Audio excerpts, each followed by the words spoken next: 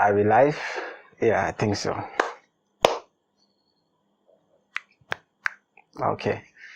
Hey, what's up guys, it's still from Fino Concept, and this is my first ever review of an iPhone. I've never owned an iPhone or an Apple product for that matter, so there are a couple of things I can't talk about, like the ecosystem, the syncing, and that amazing transfer process that you guys go through that you won't stop talking about. So think of this as the review of the iPhone 10 coming from an Android and Windows enthusiastic user.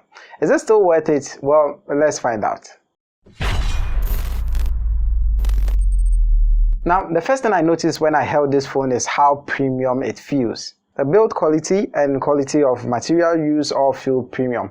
But does it justify the expensive price tag? Well, no, it doesn't, but actually, yeah.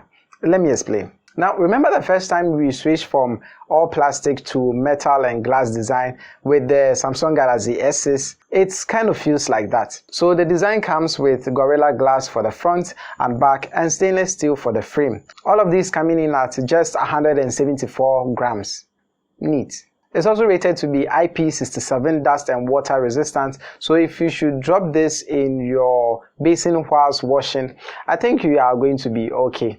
Unfortunately, I couldn't test this out because the owner is scared the phone might not work anymore. But the iPhone 7 and 7 Plus I think comes with this same feature, and I see a lot of people taking pictures and recording videos in the swimming pool, so I believe this one is also true.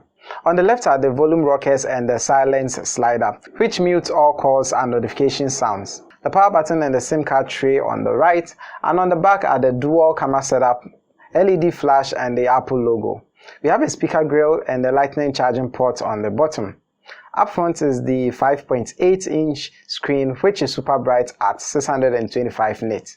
Apple calls this the Super Retina OLED, but in my opinion it just looks like the Samsung Super AMOLED screens, which already looks great. It has a resolution of 1125 by 2436 pixels and a 19.5 by 9 aspect ratio. It's also scratch resistance, Dolby Vision, wide color gamut, 3D touch, and a bunch of other cool stuffs. Now, right out of the box, it comes pre-installed with iOS 11, which you can upgrade to iOS 14, and I'm pretty sure that most of you are now using that because of those widgets and app drawers. It is also using the older Apple A11 Bionic chip and the Apple GPU with 3-core graphics. Honestly, I haven't actually seen anyone using the iPhone for gaming, which sounds funny, but I honestly haven't. Even if it's not an intensive game, they still don't use it. So I don't know how much gameplay you can get from an Apple device. And this also marvels me because the 2760 mAh battery which comes with this isn't going to drain as much if they should play some games. Then finally, with the specs, is a 3GB RAM with 64 gigs or 256 gigs of storage.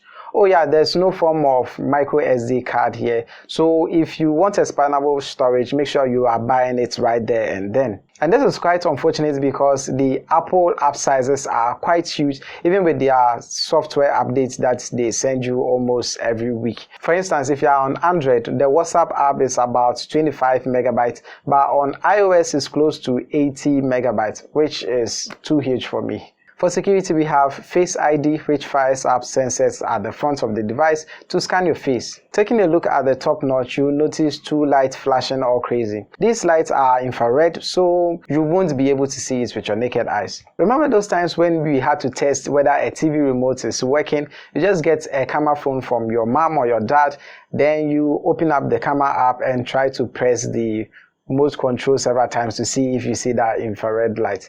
Yeah, that is the kind of thing we are getting with this. And this is the same for most remotes, whether it's a TV remote or a remote for your DVD player or even the remote for your LED lights. Is basically going to give you the exact same result. Now, if this is your first time knowing about the camera and the infrared light, comment below. I'm quite curious to find out how many of you already knew or didn't even know. Now let's talk about the cameras. At the front of the device is a 7 megapixel 32mm with HDR support front-facing camera. In my opinion, it takes good enough photos, but they are a little bit too warm and sometimes too greenish.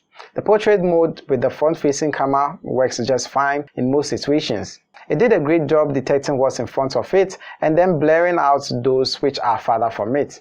Even though I appear to be wearing earrings here, it's just one of the tripod legs the camera managed to blur out. It shoots at 1080p 30 frames per second, which doesn't come with any form of image stabilization, so as you can see in the video here, you have to try and keep your hand as still as possible. For the rear cameras, we have a 12 megapixel 28mm wide main camera and a 12 megapixel 52mm telephoto, a quad LED dual tone flash, which if you look quite closely, you'll notice that these LEDs come with two different pairs of colors. And just like the front-facing camera, photos are a bit warmer and greener here too. And if you accidentally forget to tap on the screen before taking a picture, it doesn't focus on your face as much. Portrait mode this time is okay, yet the edges of the photos I got aren't the smoothest I've seen so far.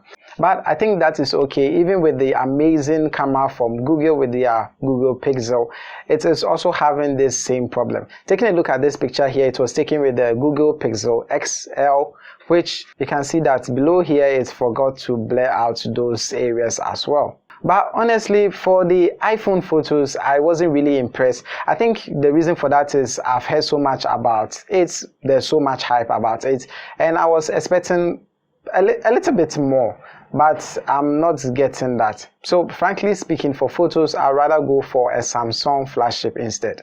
Anyway, the rear camera still shoots at 4K 60 FPS or 1080p at 240 FPS for some slow motion video if you are into that.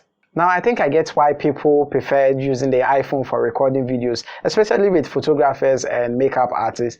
The videos are on point and the autofocus is very fast. That is, if you get it to work within the 90% of the time, it is super fast. Everything just works quite neatly.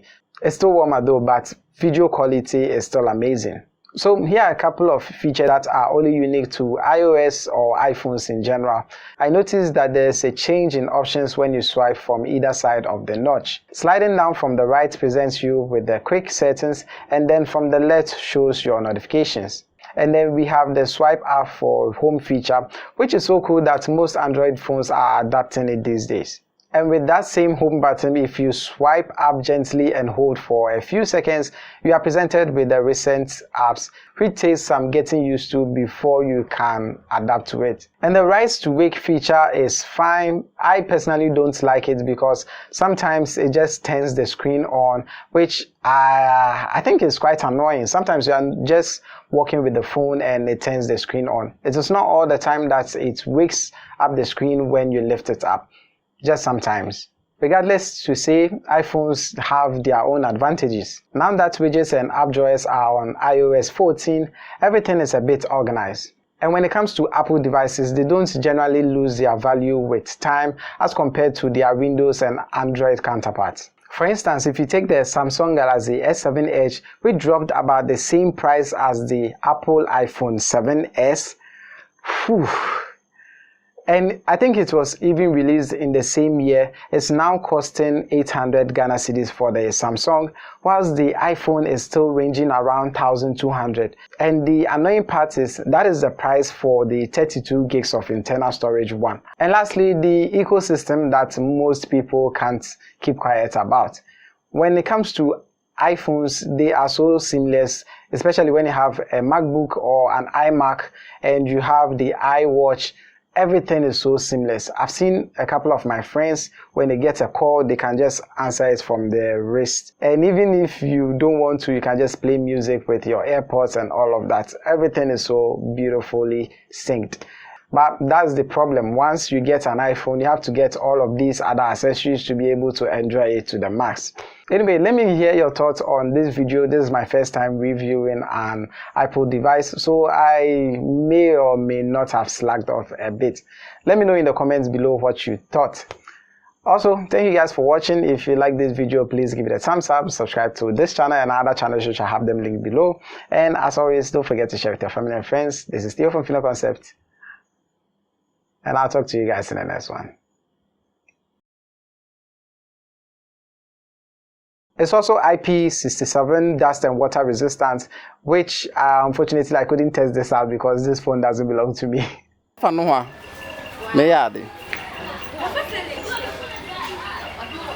about